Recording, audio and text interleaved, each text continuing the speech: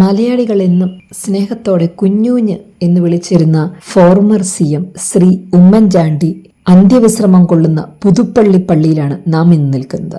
നമുക്ക് ഉള്ളിലേക്ക് പ്രവേശിക്കാം.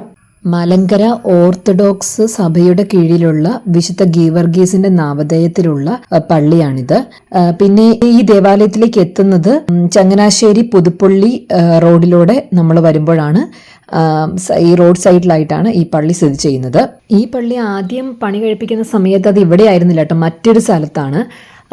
1557 മാതാവിൻ്റെ പേരിലായിരുന്നു ആ പള്ളി. പിന്നീട് വേറൊരു വിശുദ്ധന്റെ പേരിലും അതിനുശേഷം 1750 അന്നാണ് ഇവിടെ ഈ പ്രദേശത്ത് ഈ പള്ളി കൺസ്ട്രക്ട് ചെയ്യുകയും അത് വിശുദ്ധ ഗീവർഗീസിന്റെ നാമധേയത്തിലേക്ക് മാറ്റുകയും ചെയ്തു കേട്ടോ. നല്ല ഭംഗിയാണ്, എൻ്റെ ഏരിയ കാണാൻ നല്ല ഭംഗിയാണ് കേട്ടോ. കോഡൂർ എന്ന് പറഞ്ഞൊരു പുഴയുടെ തീരത്താണ് ഈ പള്ളി ഇപ്പോൾ നിലവിൽ സ്ഥിതി ചെയ്യുന്നത്. അതിമനോഹരമാണ്.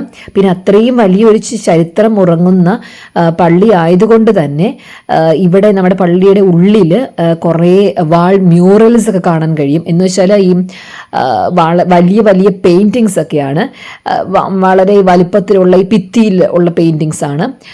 പിന്നെ ഇവിടുത്തെ പ്രത്യേകത പണ്ട് കാലത്തെയാണ്. അപ്പം അതുകൊണ്ട് ഇപ്പോഴത്തെ പുതിയ മോഡേൺ ആയിട്ടുള്ള കെമിക്കൽ വെച്ചിട്ട് അങ്ങനെയൊന്നും പെയിൻറ്റ്സ് ക്രിയേറ്റ് ചെയ്യാനായിട്ട് കഴിയില്ല.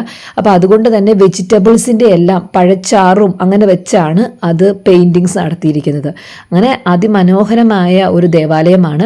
പിന്നെ ഇതിലൊക്കെ ഏറ്റവും ഇപ്പോൾ നമുക്ക് സിഗ്നിഫിക്കൻസ് എന്ന് പറയുന്നത് നമ്മുടെ സ്വന്തം ഉമ്മൻചാണ്ടി സാറിനെ അടക്കിയിരിക്കുന്ന ഇവിടെയാണ്. അപ്പോൾ അദ്ദേഹത്തിൻ്റെ ശവകുടീരം നമ്മൾ കാണുന്നുണ്ട്. പിന്നെ അതോടൊപ്പം നമ്മൾ ദേവാലയത്തിൻ്റെ ഉള്ളിലൊന്ന് പ്രവേശിക്കുന്നുണ്ട്, അവിടെയുള്ള കാഴ്ചകളും കാണുന്നുണ്ട്. Okay, so let's see.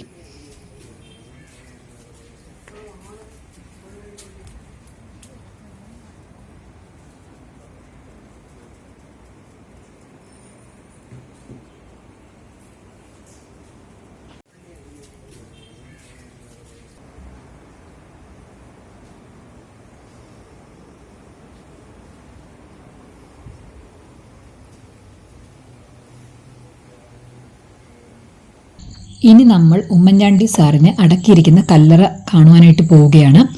അദ്ദേഹത്തെക്കുറിച്ച് പറയുകയാണെങ്കിൽ 1943 ജനിച്ച അദ്ദേഹം 1970 ആദ്യമായിട്ട് MLA ആകുന്നത്, അതും ഈ പുതുപ്പള്ളി കോൺസ്റ്റിറ്റ്യുവൻസിയിൽ നിന്ന്. പിന്നെ അങ്ങോട്ട് എല്ലാ തവണയും, അതായത് 11 തവണ അദ്ദേഹം തുടർച്ചയായിട്ട് MLA ആയിട്ട് നിൽക്കുകയാണ് ചെയ്തത്. അദ്ദേഹത്തെ ഒരുപാട് ഈ നാട്ടിലുള്ള ആൾക്കാർക്കും ഈ കേരളക്കാരെ മൊത്തം ആൾക്കാർക്കും വളരെ ബഹുമാനവും സ്നേഹവുമാണ്. അതുകൊണ്ട് തന്നെയാണ് അദ്ദേഹത്തെ സ്നേഹത്തോടെ കുഞ്ഞൂഞ്ഞെന്ന് വിളിക്കുന്നത്. അപ്പം അദ്ദേഹത്തെ ഒരു നോക്ക് കാണാനായിട്ട് അദ്ദേഹത്തെ അടക്കിയിരിക്കുന്ന ആ കല്ലറ ഒരു നോക്കൊന്ന് ദർശിക്കാനായിട്ട് കൂടിയിരിക്കുന്ന ആളുകളാണ് ഈ നിൽക്കുന്നത് കേട്ടോ. ഏറ്റവും ആളുകൾ കുറഞ്ഞ സമയത്താണ് ഞാൻ വന്നത്, എന്നിട്ടും ഇവിടെ ഒരുപാട് പേരുണ്ട്. എല്ലാവരും പ്രാർത്ഥനാ നിരതരാണ്. ഞാനും അദ്ദേഹത്തെ സ്മരിക്കുന്നു. എന്താ പറയുക, നമ്മുടെ കേരളത്തിന് വലിയ ഒരു നഷ്ടമാണ്, നികത്താനാകാത്ത നഷ്ടമാണ് അദ്ദേഹം വിട വാങ്ങിയതിലൂടെ നമുക്കുണ്ടായത്. ഓക്കെ, നമ്മളിനി ഇവിടുന്ന് മടങ്ങുകയാണ്. ഇവിടുത്തെ കാഴ്ചകൾ കണ്ടതിന് ശേഷം നമുക്ക് പതിയെ ഈ ദൂരെ കാണുന്ന പടിപ്പുരയുടെ അങ്ങോട്ടേക്ക് നടക്കാം. ഓക്കെ, അവിടെയാണ് നമ്മുടെ കാർ നിർത്തിയിരിക്കുന്നത്. നമുക്ക് അങ്ങോട്ട് പോകാം. അപ്പം അത്രയേ ഉള്ളൂ ഇന്നത്തെ കാഴ്ച. അപ്പം ആരെങ്കിലുമൊക്കെ ഇവിടെ വന്നിട്ടില്ലെങ്കിൽ എല്ലാവരും വന്നൊന്ന് കാണുക.